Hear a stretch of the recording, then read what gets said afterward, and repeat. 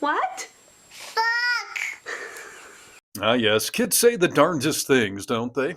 And as a parent myself, hey, I understand. Sometimes it's hard not to slip up and drop an F bomb around the little ones or any number of other swear words.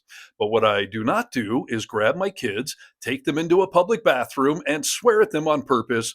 And I definitely would not then go on a global podcast and brag about it like it's some sort of funny anecdote and not a sign that I'm a pretty shitty parent. But add that to the very long list of parenting things that JD Vance and I apparently do differently.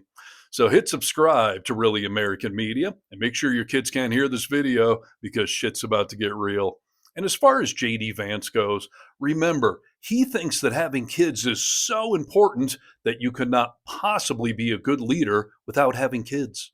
We're effectively run in this country via the Democrats, via our corporate oligarchs, by a bunch of childless cat ladies who are miserable at their own lives and the choices that they've made, and so they want to make the rest of the country miserable too. Ah, yes, we can't have non-breeders calling the shots, so it's a good thing that Trump has 5 kids from 3 different wives, which I guess makes him the most qualified president ever.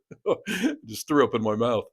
Meanwhile, his VP is trailing far behind with a mere 3 kids from one woman that I assume he had to hypnotize to get those kids. And JD took a break from seducing his couch to go on the Katie Miller podcast, whoever the hell that is, and she asked the father of the year how he handles naughty kids in public. So how do you handle a toddler tantrum in a public place? Ush and I handle it very differently. So it's crazy. In airports, people would always come up to her. Like, we had this woman come up to her a couple years ago and say, I'm like a child therapist, and the way that you interact with your son is so amazing, and like praising her. And I'm like, it is amazing. She's super patient. She'll try to reason with them. All right, hold on, pause right there. I'm not surprised that a child therapist would praise mom for being patient, because that should always be step number 1 when a kid misbehaves. Take a deep breath and step away from the situation if you feel your emotions escalating. Allow yourself time to calm down before addressing the issue with your child. Yeah, so patience is key. But how does JD handle his kids in these situations? If they have a tantrum in a public place, I immediately grab them, take them to the bathroom, and say, you got to cut this shit out. Well, LOL, isn't emotional abuse just hilarious? I mean, patience and modeling good behavior is so overrated.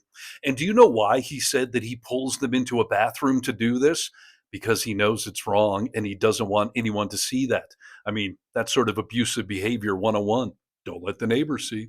And speaking of being a douchebag, JD Vance went on another podcast hosted by nothing but douchebags and told this hilarious story about how annoying his kids are, especially when Trump calls. So I'm like, oh no. So I call Trump and I'm like, hey, sir, what's going on? He's like, JD, you missed a very important phone call, and now I'm going to have to pick somebody else. And I like tense up and almost have a heart attack. And the crazy thing about it is my son, who's 7, is in the hotel room with me, and he's really into Pokemon cards right now. He's going through a Pokemon phase. Are you guys into Pokemon? I am. Back in the day. Okay, Yeah, that's a big phase right now, I think, in general. Yeah. So, I mean, he's really into it. So he's trying to talk to me about Pikachu.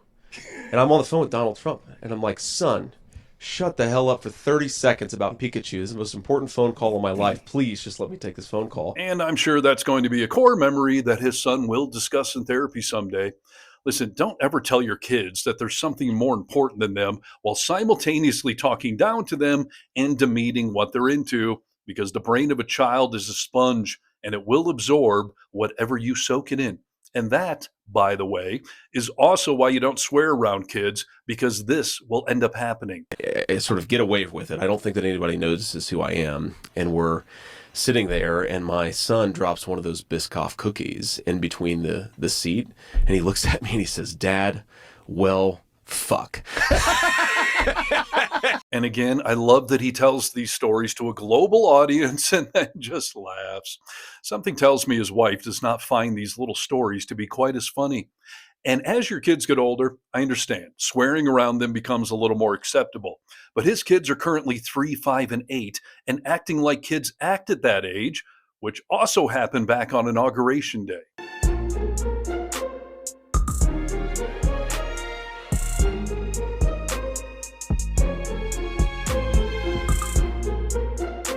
man, that must have set JD off more than seeing himself on an episode of South Park. And through a Freedom of Information Act filing, we were able to obtain this video of JD Vance talking to his kids about their behavior back on Inauguration Day. Stay the at home. This is no joke. Just stay the at home. Now, technically, I'm not a doctor. But mother, listen when I read a poem. Keep your ass at home. Wash your hands, stop touching your face, and stay the at home. Mother, it's no time to gamble. Look around, you're not at a casino. Just stay the home as if your name was Trenton Quarantino. Sure, you can still see your friends. Use the mother app on your phone. But unless you just ran out of groceries, please stay the at home. And now that you're home, please feel free to go the to sleep. Yeah, that's some solid parenting right there. And given how good he is with kids, at a recent Vance family reunion, JD was put in charge of the kids' table. And after they all went home, their parents started sharing these clips of their kids online, showing the positive influence that our vice president had on them. Listen to how loud that dog's nails are. Did you just hear it, DJ? I'm hoping not. Fuck! Ah, monkey on the car. Monkey on the car. Fuck off. Now, don't worry, I'm sure they'll grow out of it. And if we can get serious for a quick moment, I think I'm capable. A guy that clearly had good parents was recently asked about Trump anointing JD as the heir apparent to MAGA world, and we'd all be wise to listen to what Mr. Pete Buttigieg has to say. Do you agree that the heir apparent to MAGA is JD Vance? Well, I think most likely, in all fairness, he's the vice president. What are your impressions of him and his seemingly inevitable candidacy in 2028? Well, I think he's very intelligent. I think he's very smooth. I think he's very capable. I know there's a temptation to make fun of him. Let's be clear, we're talking about a very smart person, not a very principled person. It didn't take him many years to go from comparing Trump to Hitler to saying that he ought to be the leader of the free world. This is somebody who made his name talking about being from the industrial Midwest and kind of explaining the industrial Midwest to coastal elites, and then became wealthy, went to Silicon Valley, and then saw the writing on the wall and found this path to power. When you have somebody who's that intelligent and that unprincipled in a role like that, I think it's really dangerous. Now, so there you go. Much like JD's kids absorbing his bad parenting, VP Vance has been absorbing Trump's bad presidenting, and that should scare the crap out of all of us. The only good news I have for JD's kids and for all Americans is that Mr. Vance does not actually ever mean anything he says. I'm a never Trump guy. I'm a never Trump guy. I'm a never Trump guy. I never liked him. I'm a never Trump guy. I'm a never Trump guy. I'm a never Trump guy. I'm a never Trump guy. It's catchy. Please like this video, comment below, and get vocal. From the Vocal Minority with Nick and Steve podcast, I'm Steve Harness for Really American Media.